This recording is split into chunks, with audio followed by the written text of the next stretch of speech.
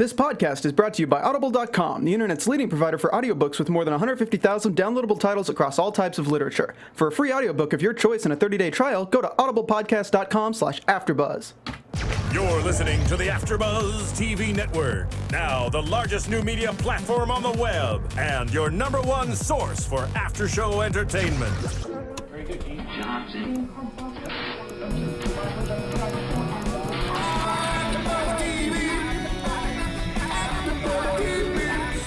the AFTERBUZZ Studios in Los Angeles, California, presented by Maria Menounos and streaming live thanks to Akamai Technologies, this is AFTERBUZZ TV Scandal After Show. We'll break down tonight's episode and get you all the latest news and gossip. And now, another post-game wrap-up show for your favorite TV show. It's AFTERBUZZ TV Scandal After Show. What is up, gladiators? I hope you're having a wonderful night, day, wherever you're watching this. But Bing is for doing, and we're doing it well. Another after show for ABC's hit series Scandal. This is season 3, episode 4. Say hello to my little friend. Once again, I am your host, Emile Ennis Jr., joined here with 3 amazing gladiators who help me gladiate every single week, starting with the beautiful and talented comedians. And right next to me... Hey, what's up, everybody? I'm Kennelia. Hi, I'm Sofia Stanley.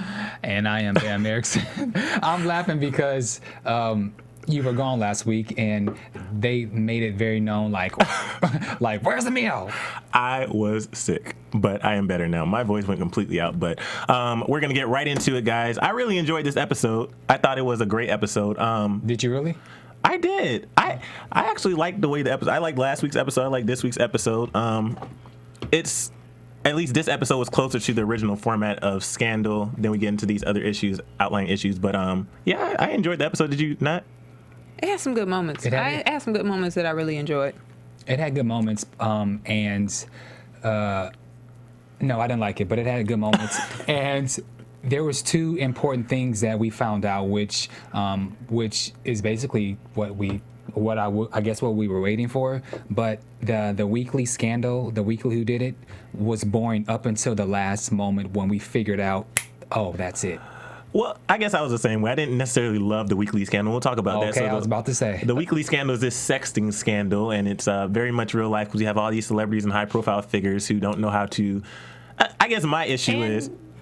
What's up? Politicians. Yeah, and politicians. Who are texting their private parts and getting caught and then going away and then coming back and continuing to run for office, even though they may or may not still be sexting. Exactly. Shonda is right on point with real life. Exactly. She's always right on point with real life, and it's just frustrating because if you have any type of clout or you're well known or any type of high profile figure, it stays out there.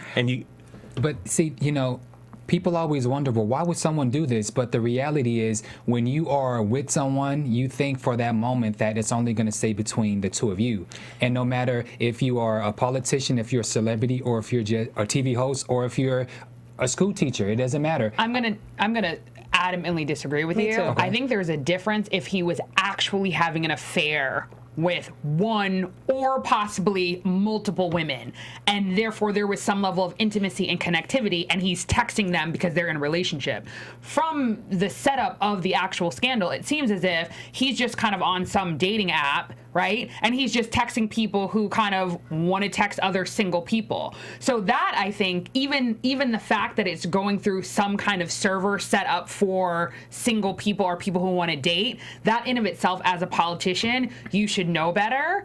And especially given the fact that his name came up, because the last woman who gave the press conference, obviously his name was somehow connected. So is he silly enough that he doesn't have a private number? Even further beyond that, though, this is my issue, and this is going to be, it might sound funny, but if you have any type of identifiable object on your private part, like a mole, where it can, if you have that mole there, just know that you probably shouldn't be putting the pictures out there, because if they, just like when some of those celebrities or sports stars put out pictures of themselves and they have a very noticeable tattoo that nobody else has, clearly we're going to know That's you. That's your wiener. I'm just saying that in the moment, people don't think that. Well, they're oh thinking my with their God. head, not their head. Right. They don't think I'm a celebrity, I'm a politician, and this is never going to get out. They're having fun. Well, they haven't been paying attention to anything in life except their own private parts. Because even if you're with somebody, that's your dude or that's your girl, and you thinking about sending sexy pics, you need to have the conversation and say, listen, I'm sending you these sexy pics. Don't be sending them. If we break up, something happens, don't get all bitter and be putting my sexy pictures out there. You can't just go willy-nilly with your sexy pics. Also, too, Kennelia is very right, and I'll talk about it offline with any legal eagle gladiators who want to talk about it, because there actually have been a lot of new laws and legislation regarding this issue. So if you want to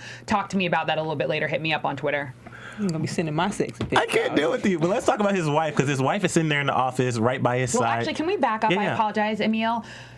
I have an issue with how the gladiators are picking their clients, right? Yeah. When did we all of a sudden, and it materializes through the episode why we now realize that they're in dire straits because of Olivia's reputation, right? Basically, she has fallen from grace, and now she possibly is a punchline. However, they're just taking jobs for money, like to pay the electric bill, and Harrison is all dancing and they're all woo-wooing because they can pay their bills, right. And they're possibly taking a client that they otherwise would not believe in, number one. Number two, they haven't checked out the client to even see whether or not the client's innocent. It really seems like it's about the check. Well, yeah, because I forgot. Well, this is my issue. Again, I'm not trying to bash Olivia as I have done in the past couple episodes, but she comes off as untouchable. She doesn't answer questions, and she won't. It was in the middle of the episode when she says, "We'll be fine. We could use my savings." Well, Olivia, you guys know that you're in the that you guys are lacking funds. You should have said that a long time ago. Listen, we're not going to take this client because I have money, I have savings, and we'll be okay. And if she would have said that at the beginning of the episode, then they would have never had this in the first place. Maybe she's just trying to prove herself. Maybe she's just once she's taking cases, it's not a mistake. She's taking cases because they need the money. It doesn't matter what the deal is. Last week she took the case. The lady had the check, gave the check. She followed the lady to the house, to the courthouse or wherever she went. Yeah. So she's just. It seems a little willy-nilly in some cases, but maybe she is taking these cases where it seems impossible to win or beat, so she can kind of beat the odds and prove herself. Yeah, that's a good point. Maybe rebuild from the like maybe meaning she that like I can take any case and I can win, and I can flip it, and she I really can did for this one. So in some case, and well in this case, it does make sense, but on the overall thing, it is kind of silly that they're so poor that they have to just take any cases. I completely agree, and I get what you're saying. I get what you're saying as far as not researching the client, because let's remember, this wasn't just a sexting scandal, but on top of that, we had a murder involved. Correct. So that changes the whole situation, which is, and we know now why since we saw the end of the episode, but I was sitting there like, why is his wife just sitting there by his side? And she says, oh, we've been through counseling, we've been through all these different things. And when I was watching this episode, I was just thinking, and it kind of changes now though because we saw the end, but disregard the ending and when we saw that she's the one who actually murdered the girl. In that particular situation, as you ladies, when do you say for better or worse, and when do you say I'm done? I can't really answer that question from a perspective. Yeah, hold on one second. No. Let me get my popcorn. I can't answer that perspective from a married person's point of view because I don't know what that's like. People always say what you do in a relationship when you're just boyfriend and girlfriend is different than what you'll do when you're actually married to somebody and there's vows involved. But knowing Kennelia, I ain't down for that cheating stuff. That's where I draw the line. Now, that's me talking as a single black woman out here in these streets. I don't know what it's going to be like when I get married. So I know older couples who have been through a lot, infidelity, fertility issues, and they're still together and they're trying to make it work. Me, if he were just my boyfriend, I would have left him on the curb somewhere and I would have told him to kick rocks with an open toe shoe on. Like, I don't. And I can only answer this from a place from more of an esoteric kind of a philosophical perspective. To me, bringing it back to this case, it's really an issue of truth. Right? So people make mistakes, and I agree, I'm not going to kind of dictate where my line is, but yeah, cheating, that's not even up for discussion. However, I think the larger issue is truth. he wasn't even honest with her. So not only did he send pictures, he then lied to his wife and said that it was only once. Right? So I think that in of itself, kind of to a certain extent, like there's a difference if you're like, oh, we're supposed to be on a diet and you went and had McDonald's. There's a big difference between the fact that if I ask you if you're doing something you shouldn't be doing of that egregious of a nature and you lie to me, then to me that's a larger issue in a relationship that possibly cannot be mended, because that means we have no trust even beyond you making a mistake, because it means you're going to dig yourself deeper and deeper and deeper, which is exactly what he did, which invariably is going to pull me in, which in essence is what led her to kill. Because they had such a marriage of deceit and lies that she could feel it, that she felt that her only way out was murdering this girl, which in essence, to project, she was really murdering her husband. She was murdering the marriage, which was dead. Does that make sense? Yeah, I know sense. I went there. But No, okay. For me, I was thinking, okay, she has to know that there's been more than one person. That's what I originally thought, because for me, if he's a cheating dog, and she knows that. And I feel like a lot of times in relationships, if you have someone of a, whatever, you kind of know that in the beginning. So I kind of do wonder if she did know about all of those things. She did say that she was a lawyer. She says how intelligent she was, and how her life wasn't supposed to be what it was, and how she really stood behind this man, blah, blah, blah, blah. But how could she have not known some of the other things that kept happening? So I kind of wonder, did she know that, and was this all a part of, or did she maybe kill? She seemed to know, because she wasn't surprised when those women were on the stand, each telling their story. So then, why would she only kill that woman? And that's what I'm gonna say. It's one thing, and maybe she found out at a later date after she killed. But to act on impulse and kill this woman, like she followed him and then she killed this girl, that's one thing. But I'm just trying to figure out exactly what she thought was going to come from, because let's just say, and put this in perspective, as if the situation was he just killed that one girl. What's up? I think I know, because I think that's why Olivia said it the way that she said. Olivia goes, you thought there was only one, so it would fix it. She really thought there was only one girl, number one. So she thought by killing her, she thought they would never connect the dots. And that's where she slipped up, because I think that's where she was acting on emotion and not from a strategic position. That she really thought, okay, this random girl who, as we then came to figure out, had multiple suitors, so there could have been multiple texters, who's going to go through her text log? And kind of to piggyback on what Bamm's saying is, I think that the irony of the situation is people are people. It doesn't matter their title. It doesn't matter if they're politicians. At the basis of who they are, people, when they do things, don't run through CSI. Like, do you know what I'm trying to say? They don't go, okay, well, I know that every time that there's a crime, they're going to go through this, and this, and this. They're really not thinking that. So I really think she thought that was going to solve the problem. I just think, though, if I was a man whore like he was, and my wife killed, or I didn't know, but this girl is killed, and let's just say they're not focusing on me, they think it's somebody else, they convict somebody, whatever. If I'm in that situation and I wasn't emotionally attached to this woman and I had nothing, she was just a cut buddy. You took it there. Remember LA Complex, you say all the time. But she was just a cut buddy, and now she's gone. That would not make me want to reconcile with my wife. I'll say, oh, okay, that's one out the way. So now let me go to the next one. It's like the cycle that's going to keep going. I don't understand where she thought that was going to fix things. Two things. I wonder also, because the husband revealed that she was out shopping at 11 o'clock. Mm-hmm. Where were you shopping at 11 o'clock? Number one. But do you think that before they came into OPA that they kind of had some kind of pillow talk to figure this out? Because why didn't he reveal that she was that she wasn't there at the time of when the murder happened? The only reason I would say that it wasn't, because you're basically saying that they set everybody up. The reason I think that's not the case is, I could be wrong, but I'm presuming he probably has some kind of a legal background. Mm-hmm. They can still try her.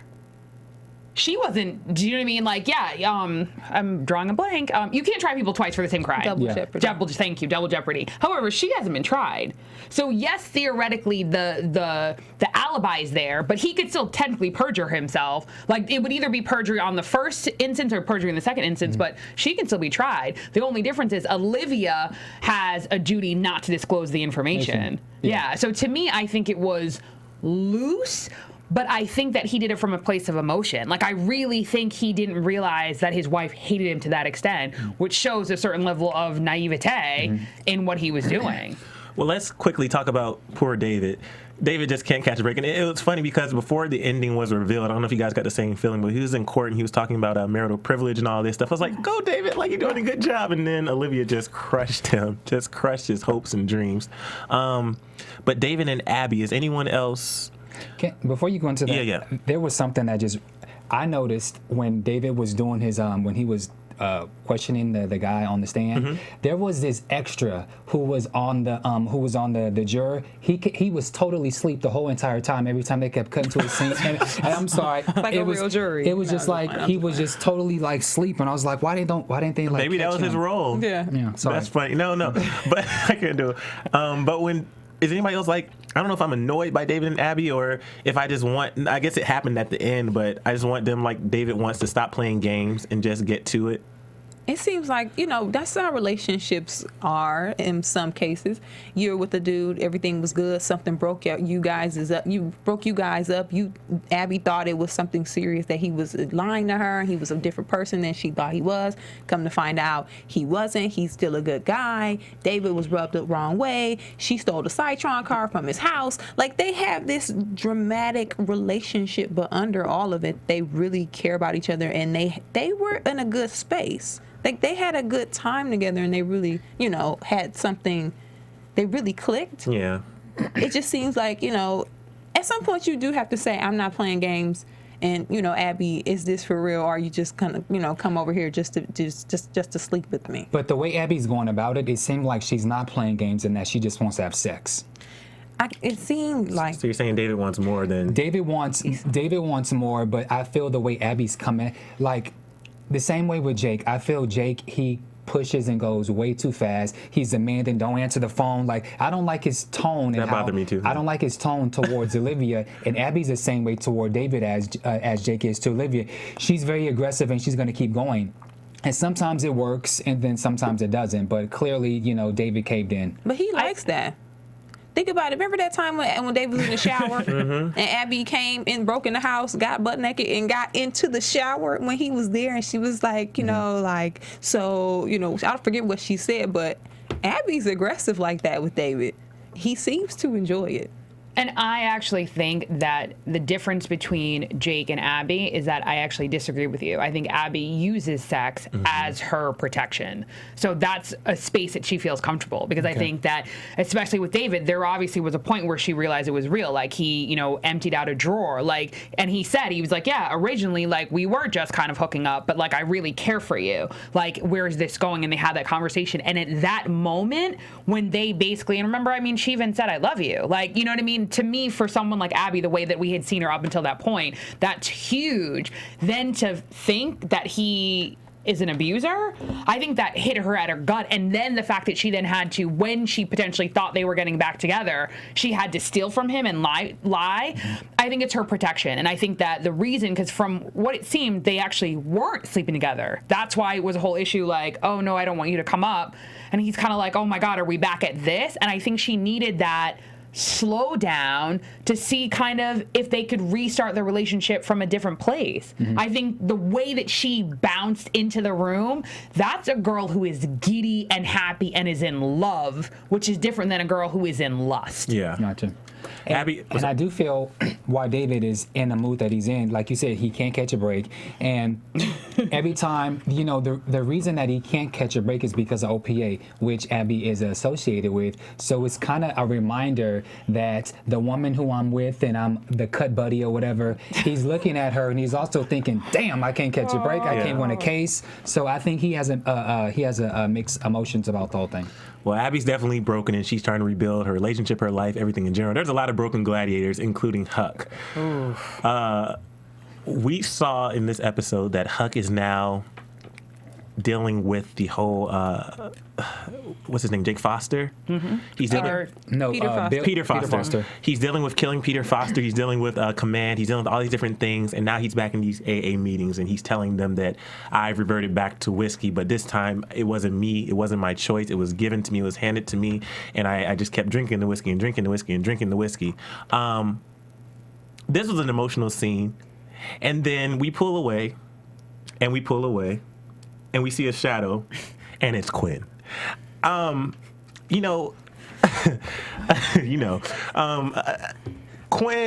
I agree. I watched last week's AfterBuzz today, actually, and I think it was you, Sophia, who said that you were happy because Quinn is actually. We were complaining first season, half a second season, that Quinn had no role. What was she doing? Now she has a role. She's speaking up, but Quinn calmed down. Like, God.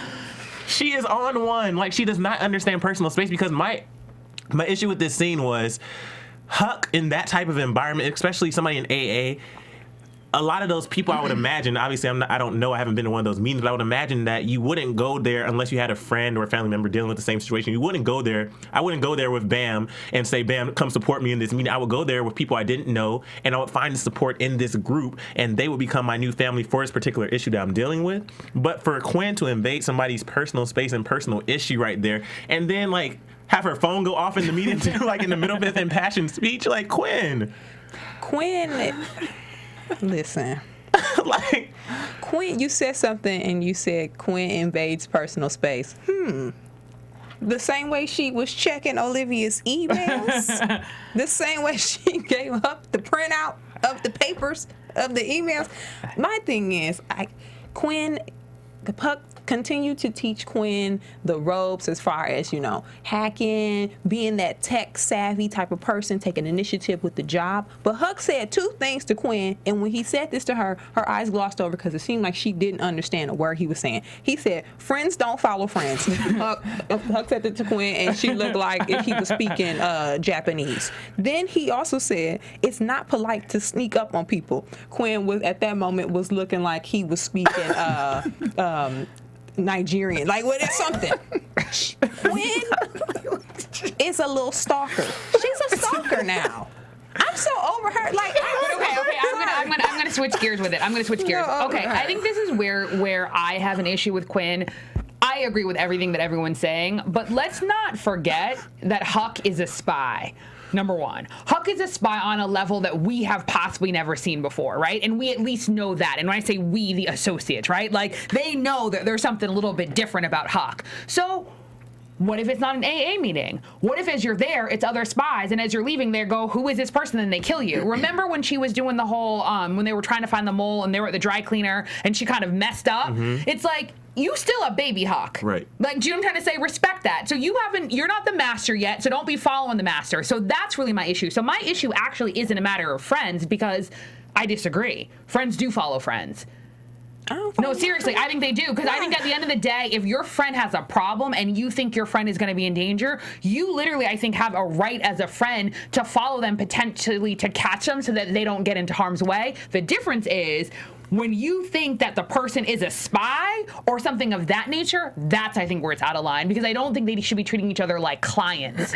That's where I have the difference. Well, what do you... And I'll get to you. What do you think, though, regarding what Huck said, though? Because he said, in addition to what you just said, he also said... He basically, he's like, you're not worried. Right, you're interested. He's like, you're not asking questions because you're worried. You're interested. You want to know. He basically said, he's like, you've seen me shaking. You've seen me quivering. And all of a sudden, like, basically when he drank his whiskey, that all went away. And you want to know what it feels like. Stop being so interested. And when you were talking about how she looked when her eyes were glossed over and you said friends don't follow friends, all that stuff, it was the same thing when she was describing, like, oh, who did you kill? Who'd you kill? Oh, how did... Like, she was getting excited. Like, oh, so you did it that way so that it would look like it was... Like, she's still learning, like, Quinn, what are you going to say, man? This is hilarious how me, who thought Quinn was a chicken head during season 1. Oh, we bringing chicken head back? I actually like Quinn's character, and let me tell you why. Huck has a problem, and no one is reaching out to him. Olivia, who knows Huck better than anybody, she every once in a while, Huck, are you okay? Huck, talk to me. Are you okay? I'm fine, Olivia. And that's the end of the conversation. Quinn is the only person that is going beyond the means to really try to figure out, is Huck okay? Huck is not okay. He's not okay. And Quinn is the only person, I guess, who's close enough to be bold enough to go after and find out about Huck's whereabouts. Huck is in a lot of trouble. He needs a lot of help. He can't talk to anybody. He's a ticking time bomb. And you have to give Quinn props for at least, you have to at least give her props for trying. Okay, yes, it's wrong. And yeah, she's a shady Shaniqua. Shady Shaniqua. She's a shady Shaniqua, but nobody else in OPA has ever gone as far as to try to help him, and you have to give her credit for that. But is she trying to help him, or is she just trying to, like he said, figure out what he's doing? Originally, is she really trying to help him? Originally, I thought that she was trying to help him and be concerned, but Huck did read her at the end and says, you know, you're interested in all of this whole dark side of me, of what I do. And so I do agree with that. And the way Quinn was looking, it made me think, okay, well, maybe she doesn't care for him. I think she does care for him, but she's also intrigued. I mean, in season 2, when she was getting ready to close her eyes and she was going to stab the person, and he told her, don't open your eyes because blah blah blah. Like, I mean, I may sound crazy, but if I was into that life, I would probably feel the same way as Quinn. Like, I don't know. I would kind of feel the same way of her, where I would kind of, if I'm gonna go crazy, I'm gonna go ballistic and go like real crazy, because I want to be the best crazy I can be. I think we have two issues here, and this is gonna play out over time. One is, are her intentions pure? But also, are her intentions pure because if they're not, then that just means that she wants Huck back so she can continue to learn from him. But also, just like Huck is broken in a bad place, keep in mind that Quinn is baby Huck. So now Quinn doesn't have a leader. Quinn doesn't have anybody to teach her anything or anybody to help console her. So yeah, Huck is trying to help, but just like we're saying Olivia does, are you okay? Are you okay, Huck? In a way, Huck is kind of doing that to Quinn, but not in the same way. But it's like, you know, stop being interested. Stop asking questions. You just taught me all this stuff. I love this life now. What do you want me to do then? Am I supposed to sit here and just ignore everything you just taught me? So I think we have two different things going on there. It's a great point, Emile. Yeah, great it's a point. great point. To me, it seems like Quinn is only baby Huck in the professional aspect. Quinn doesn't seem to this is what it seems like to me. Quinn sees Huck being able to access everything, know how to do everything, know how to get stuff done. She sees she sees him being able to break boundaries, and in turn, it seems like she's taking that as, I should have no boundaries. Like, you know what I mean? Like, she sees Huck being able to do whatever he has to do to get the job done. But Quinn is taking that same aspect and she's applying that to everything. Yeah. But whose fault is that? Is it Quinn's fault or is it Huck's fault? It's her. It's her. I think it's her fault. And I strongly disagree. Huck is a trained operative. Why did he bring the civilian into the fold? And then you should be responsible for her. Just like I think Bamm was saying, and I think that Emile was also alluding to, you can't basically have someone learn how to do all of these things that you're not supposed to do without putting a certain foundation, which I don't think that he's done, number one. Number two, then all of a sudden just leave her and think that she's not going to know what to do. So the only thing she's going to do is the one thing that has given her purpose. Because I don't like the term that Bamm uses. However, chicken head. She has been, a baby lawyer. It doesn't matter that she has evolved into, fully appreciating that she's Quinn Perkins. She's still a baby lawyer. She's still the lowest on the totem pole at Pope and Associates. Now she actually has a role, especially when Huck was gone for a while. It gave her a sense of power. That's why she looked into Olivia's emails. She's the one who didn't figure it out, but at least made part of the connection so that Huck realized that Rowan was command. Do you know what I mean? Like, that's a sense of power that Huck should have never given her if she wasn't able to handle it. So what did he want her to do? He wanted her to be able to do what he does, but still be a nice, normal human being. My thing is, if you want to, I think it's Quinn's responsibility, and I say this because of this. When you teach somebody your day job, If somebody starts you got a new hire at your job, right? And you're training this new hire. You're training them what to do X, Y, and Z. You never think when you're training a new hire to say, but don't do this at home in your personal life. You never think to do that. You never have to feel like it's your responsibility to tell people how to conduct themselves using business tools outside of business. Point. You That's don't a great do that. point. So for Quinn, when she's doing all this snooping and stuff, if she wants to be a baby Huck and mimic Huck, one thing Huck doesn't do, he rides for his friends and he doesn't overstep his boundaries with his friends. But Quinn she don't seem to have that. That's a great point, Kennelia. She also doesn't have any friends, and all she has is OPA. But also, Huck is not a great communicator. Huck gives you the bare minimum conversation and tells you this.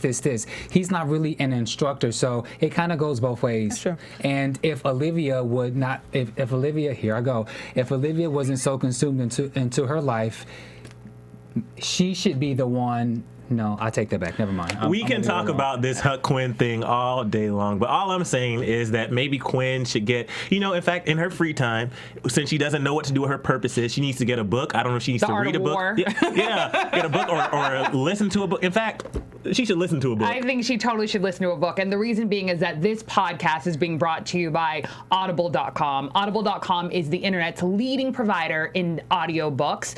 They have over 150,000 downloadable titles. They have everything. They have from comedy to The Art of War, and they have all of the New York Times bestsellers. And specifically Gladiators, for you guys, Audible is offering a free audio download. And so you can just check out this service.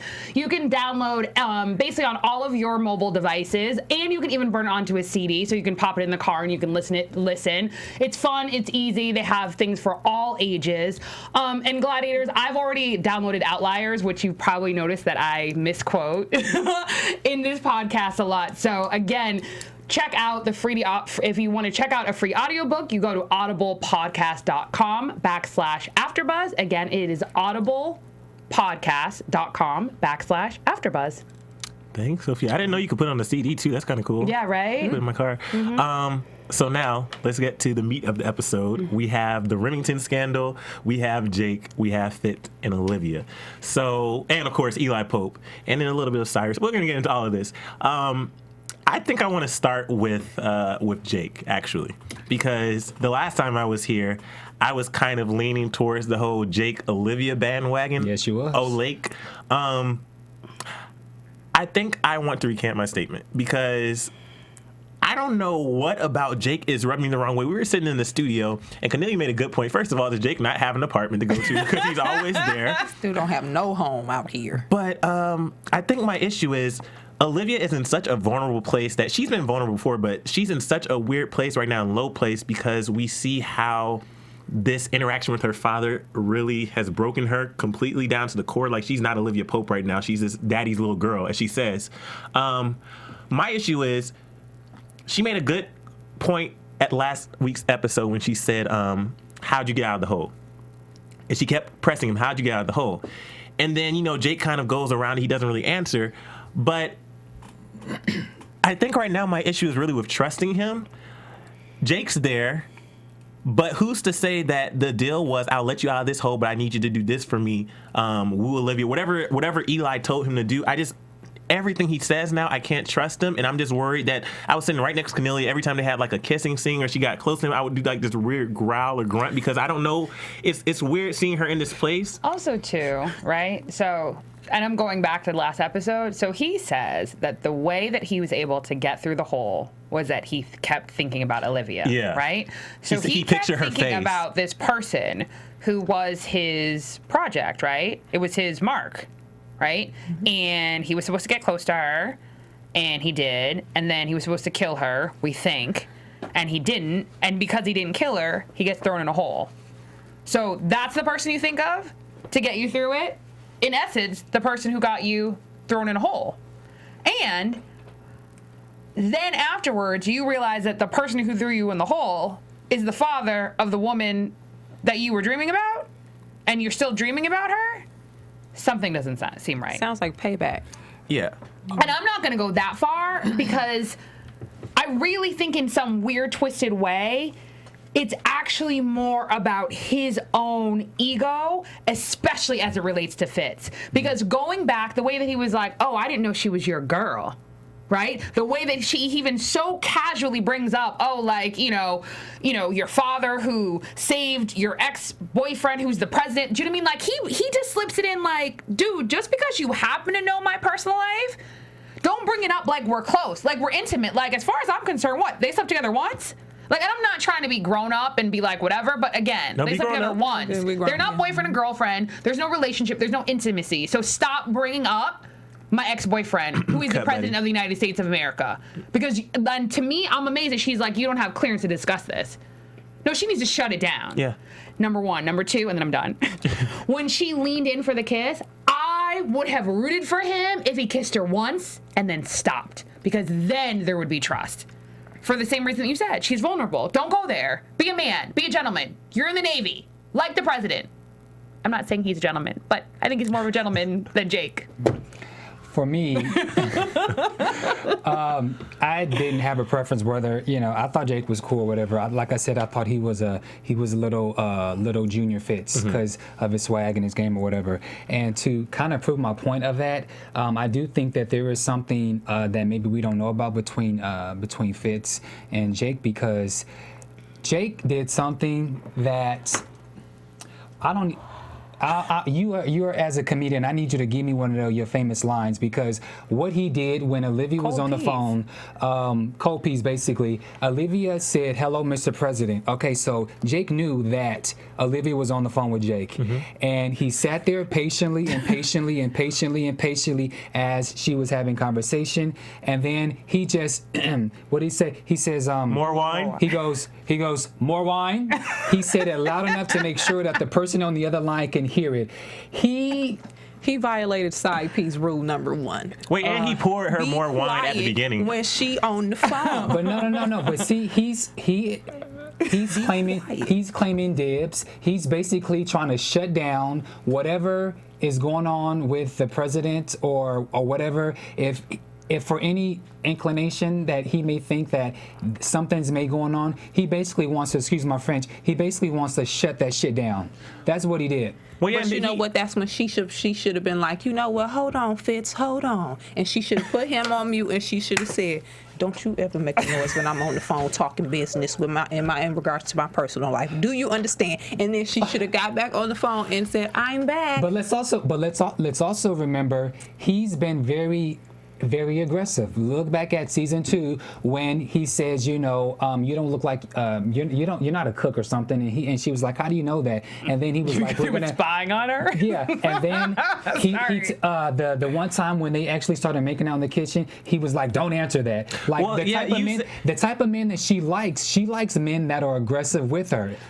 You said this earlier. Go ahead. I don't know if aggressive is the tone, but like compare those two to Edison. Okay, I need to jump in here for a second. I am going to root for Miss Olivia Pope. I think that she is seeing Jake for who he is, because that to me is not aggressive, that's disrespectful, and that's knowing your place. Because I think that let's really go there. She didn't say hello Fitz, she said hello Mr. President. I am the Olivia Pope. Don't you ever mess with my business. Right? She didn't say Fitz, she said Mr. President, the President of the United States of America.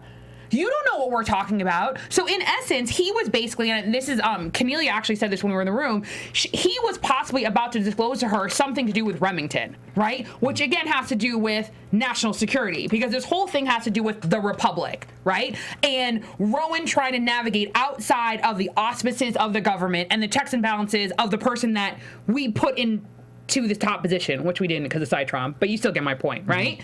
Now, because Jake was like, more wine, now Olivia's not going to be looped in, right? So now you have this thing going on, right, with Rowan, who is nasty, and Fitz, who sometimes can be a little naive and doesn't have Cyrus with him, who's the bulldog, who really is his force and his protection, and there's no Olivia looped in to do something to do with her father, and her father likes to use her as a pawn. So now Jake has put her in more harm's way. He wasn't thinking. It was a dumb move. Yeah. It was a dumb move, but it's also, like you said, it's also Olivia's fault because as soon as she said, Mr. President, she could have said, hold on 1 second, and she could have totally, because she could have stepped outside. Or in her bedroom. You don't step outside in your own house. You tell him to kick rocks. But he act like that's his home now. So, you know, you got to do something. I don't know why he was there to begin with. He don't I don't have care. no Yeah. home. In a way, she must have wanted Jake to say something. Though. She said, hello, Mr. President. Why didn't she just say hi? I mean, I agree. We can go on and on. Yeah. But Yeah. anyway, on top of this, we have Jake. Another reason why I don't trust Jake is with the whole Huck situation. So we have Jake and Huck. Huck's in the garage. So he's trying to find this alliance with Huck, but it was just too convenient for me. Like, so you were following Huck, and now I think there may be a connection there as far as Rowan goes. So Rowan's like, oh, Huck tried to kill me. Huck's a loose cannon. But also, Olivia's the one who disclosed. You could still be right, but Olivia's the one that disclosed that Huck killed someone. So Olivia should have never done that. Yeah. But go ahead. I still think you're right, but it's still Olivia who technically dropped the ball. But you know what I'm saying? Though? I just feel like you're right what you're saying. Like, she's giving him information, that he's using that information, which he could be using to help his whole thing by helping Rowan. It's a complicated thing. Why I don't trust him. I just don't trust him right now, and it's bothering me. Now, this is my only problem is, so how did the president find out? Like, so the president obviously is going to Rowan. See this? Okay, sorry. I'm thinking as I'm talking. So basically, obviously, we now know that Remington is the dominoes are falling, right? Now, Jake basically just by saying more wine, Fitz knows who's in the room, Mm-hmm. Yeah. right? So he basically has declared war with the president of the United States of America for all intents and purposes, right? Mm-hmm. So he's going to declare war with the president, number one. He's also declaring war with Rowan. There can only be one winner in this Rowan president situation. So both of those people are your enemy. Yeah. Wouldn't you try to ally with one of them? I'm just right? saying, I don't understand his angle. I don't get it either. Because if Rowan wins, you're dead. If Fitz wins, you're still dead. Yeah. Do you think that he was too busy trying to, cuff? Do you know what that means? Like, cuff Are you saying? I get it in context. Yeah. So, do you think he wasn't thinking on his life side? He's thinking more of okay. Well, I think he's strategic. Yeah. I think he's so strategic. We haven't even figured it out yet. I can't imagine that it'll be the same as the senator thinking with his head and not his head. I really think he has it. He has it figured out. That's why I don't trust him. That's why I don't trust him. Yeah. But guys, two quick things. James is alive. I know Bamm was worried about that, but James is alive and well. Let's talk. What's up? Oh, and can I say, Yeah. did you see the reversal when he's like, so are you an idiot? So are you an idiot? Do you remember how Yeah. Cyrus tore him down? Yep. And James got to be like, are you an idiot? Because obviously it means you are. And when Cyrus came in to be like, I don't know everything. Oh, wait, you don't? Then that proves you're an idiot. Because the old Cyrus would have been aware of every single Exactly. move Fitz made. I loved Can I it. just say that was such a nice moment, though, what Fitz did? Even though, not sure what his relationship was to the guy, Peter Foster. But imagine when I was watching that scene, I was putting it into a regular life perspective. Imagine if my brother died and I didn't really have any family. We were both hard on money. Everything just seemed like a loss. And all of a sudden, the funeral was paid for, and President Obama gets out the car and comes and is at my brother's funeral. That was so touching to me. Like, I was just like, that is so crazy. I just can't wait to find out the backstory behind him and the Navy pilot, though. Me too. But just real quick with the James, we didn't get any answers. It's as if nothing happened. Last time that we saw James, He was just unconscious. He probably just woke up. Right, yesterday. Yeah. I'm sure they did in a way. Especially because think about it, they have a new baby. He probably literally thinks he fell asleep on the couch and woke up. Because he could have already been asleep. He just injected him with something. He's still asleep. He wakes up and everything's fine. I'm saying just as far as the last time that we seen James, now it's almost as if that whole thing never happened. It's just What like whole thing? He was the last time that we saw James. James was That's what Emile's saying. Emile's saying, though, think about it, because these are like trained operatives. They're gonna put him to sleep in a way that he doesn't even see them coming, right? Or else he would have killed him. Like, you don't let someone see you coming unless you intend to kill them, right? So he was either already asleep or he snuck up from behind in a way that he was unaware. So when he woke up, he literally thought he had just fallen asleep. He's unaware of anything that happened. And Cyrus is definitely not gonna say going to anything. tell him. And even if there was like anything, like he felt a little sting or something, he would have just thought he was dreaming. Yeah. So I want to talk more about James Online. I want to talk, we can't talk about it now, but I want to talk about Mellie and the new presidential candidate, Lisa Kudrow. That's going to be I want to get into all that because let's please talk about it online in the comments on YouTube, on iTunes, on Twitter. We'll say our Twitter handles and everything at the end. There was one more thing that I want to continue the conversation online. I can't remember what night. Oh, I do want to know this. I don't know if you guys know this. I want to know the song that was playing during the funeral scene. I know Meg, she said it was Nina Simone. But I just want to know the particular song. That was such a beautiful song. Perfect for that scene. One more thing to talk about online was the tattoo on Peter's body. Yes. He had the tattoo. Let's go into details about the Remington scandal online. I'm pushing this conversation online, guys, because we don't have as much time here, but we have time online. So make sure you tweet us, leave those comments on YouTube. We're doing great on YouTube. We're doing great on iTunes. Just really want to continue. But that was a great episode. I thought it was, at least. And let's go into news and gossip.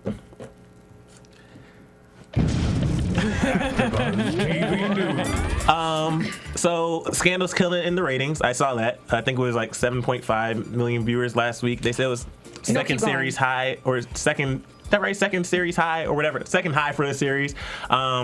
And the other news that I had was just... Hold on, before you go on to that, just to carry on the conversation that I think that we were having when Bamm kind of asked about the ratings, I actually realized, because I've seen a couple of tweets, I actually think that I saw specifically a tweet from Ava DuVernay, who is going to be directing... episode 308. Episode 308. I saw a picture. I happened to follow her on Twitter, and I saw a picture of her, and it was her, and I think it was her crew, and it was at least 9 people, and they were watching Scandal.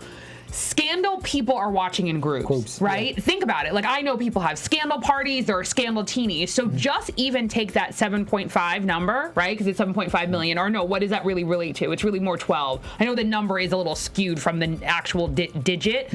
So let's even just say it's 7. That really means it's 14. Yeah. If it's really 14, it's really 28. And that's at a minimum of 2 people watching. I mean, hello, the 4 of us watch together on one TV. Yeah. See what you mean? Let alone the fact that, in my next part, is that Nielsen isn't every single TV, and I could be wrong, but it's also maybe possibly the demographics of who the boxes are at. May not be accurate. And I know just from the chatter, those numbers are wrong. Well, you know, there's always been this whole thing with the whole Nielsen's. I was actually a member, and anytime that I had to, when I was watching TV and when someone comes over, we have numbers. So I have to report if someone's in the room watching with me. There's we have to hit we have to hit this number, and it lists how many. But it's outdated. Yeah, that whole system is so outdated. It's outdated. And with any show, if it's 2 million, it's probably really 4. Yeah, but with gladiators, it's whatever times a gladiator integer, so it's like a gazillion. Keep going. All I know is I've seen some of these gladiator parties watching in groups and stuff. I wish we had some wine in the dinner plate, because some of these tweets they be posting. But anyway, I know, right? Don't let us get some wine up in here. But also, congratulations to Kerry Washington. She was named, I believe, the brand ambassador for Neutrogena. That's amazing. So congratulations to you. All I was doing was looking at her skin. Right exactly, right? Because I think she made her profile picture. I don't know if it's still there, but she made her profile picture of her Neutrogena, and she has beautiful skin. She's also hit more. She's over 1 million Twitter followers now. Yeah, she's crossed 1 million, and I am so happy that Scandal is now. We're just gonna briefly talk about this. Scandal is one of those shows now where how do I describe it? The talk shows know I need to bring a guest from Scandal on there so I can get more ratings. I've seen Ellen has become a passion fan now. Access Hollywood Live did a whole Scandal week on the premiere, because it's become one of those shows where they know, if they know, if I put Scandal on there, all their followers are gonna watch. So, I mean, that's compliments to Scandal, though, because that doesn't happen for every show. No. So congrats to Scandal and all the gladiators. I like to say it's a movement, not a cult. I don't like that. No, I really don't. It's a movement. I think that Scandal and the Gladiator Nation is a movement. That's what I choose to call it. I think it's great, especially for primetime, because a lot of the shows like the True Blood and some of those other shows, they're the more like the HBO and the Showtime type of shows where you have those followings where people have parties, and I think it's great that a primetime show is doing what it's doing. I agree. Yeah. Congrats, Scandal. Come a long way from season 1. But yeah, let's go into our predictions. And now, your AfterBuzz TV predictions. I think I made this very clear. I don't think Jake should be trusted. Something's going to happen. Something's going to be exposed. He is definitely, I think, in alliance with Rowan. I think Olivia should get very far away from him. Something's going to happen with Quinn. I don't know if she's going to have a breakdown or what, but the Quinn-Huck situation is going to blow up in a bad way. I still want to see more from Harrison. I'm waiting for his backstory. And and I'm excited to see Lisa Kudrow's character, where this is going to go and how it's going to play out with Mellie. That's something that's really intriguing me. I wish we could have talked about it more, but please do continue that conversation online. What about you? Jake said that Fitz was the real pilot of the Remington issue. But Peter Foster's body says that he was the pilot. He tattooed the records say that he has some identification on him that's going to lead to some information.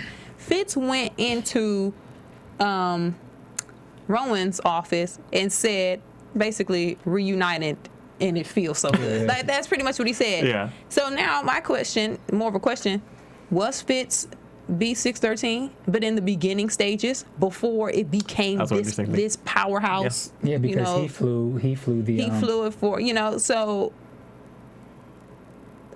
I don't know what my prediction is, but now let's get into it. It's just working in your head now. I want them to really get into it now. Now that we have some basic information, now let's cut the crap and let's open the can of worms. Give it to us. Get into Remington. I'm ready. I don't have a prediction, actually. Do you have a want? I have a huge want. I feel as if for a large majority of this show, we have seen Olivia reacting. We haven't seen her proactive. Like, we haven't seen her from an actual strategic position, especially as it pertains to her life, right? So even at the beginning of the episode when she's like, I have to toe the line, I have to be a good girl, right? So then you're going to go back to your normal job as Olivia Pope and Associates? Then you should have actually got on the plane, right? There's something about her that is, even from the previews of the next episode, she keeps trying to go to war with Fitz. Either dead it and move on with your life, or embrace it. But this in between, I don't like it, because I don't think, like, I think that the analogy between the Scandal character, the lawyer, the wife, and saying she's not this person, same thing. Olivia is not this person. Like, I refuse to think that she's this person who doesn't take accountability for her life, that thinks that anyone controls her, even the head of command, that anyone controls her, even if it's the President of the United States of America. So I guess my desire, my want, is for Olivia Pope to take full autonomy, accountability for her life and her decisions, and to stop. I'm going to piggy off what you said. It makes sense. She didn't have to say, hello, Mr. President, in front of Jake. She did that on purpose. I told you, yeah. Yeah, she totally did that on purpose. And I don't particularly have a prediction, but I didn't care for Lisa Kudrow's character. I think it's going to grow on us. I hope so. Yeah. Well, I love that Twinkie comment. Yeah. Like, you haven't had a deep fried Twinkie. Don't doubt it till you try it. But guys, it was great. I've had a blast here tonight with my favorite people. Where can we find you guys? You can find me on Twitter at Sofia Stanley. I just want to give a shout out to GQ Jedi. You guys can I want to give a shout out to GQ Jedi or for the beanies. So for more information, you can go on Instagram. Yo, seriously. For that, there are four of us. There are four of us. This 8, right? 4 of us. Sorry, GQ Jedi. And also, although we'll be here next Thursday, if you're in LA or if you're in the Valley, I want to invite you guys to our Halloween party that I'm having with some friends called The People. You could find out more information on Instagram. It's a Halloween Glow Fest. It's Halloween next Thursday. DJ Tech Holmes. It's from 6 p.m. to 1 a.m.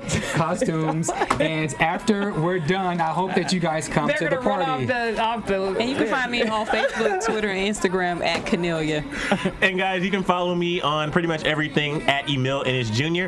And please make sure you check out youtube.com/ChasingLA. I have lots of videos for you to check out, new videos every single week. Guys, thank you so much for tuning in and joining us. We are so very happy to be back and doing this. And I hope you have a great day, great night, wherever you're watching this. We love you. From executive producers Maria Menounos, Kevin Undergaro, Phil Svitek, and the entire AfterBuzz TV staff, we would like to thank you for listening to the AfterBuzz TV network. To watch or listen to other after shows and post comments or questions, be sure to visit AfterBuzzTV.com. I'm Sir Richard Wentworth, and this has been a presentation of AfterBuzz TV. Buzz you later. The views expressed herein are those of the hosts only and do not necessarily reflect the views of AfterBuzz TV or its owners or principals.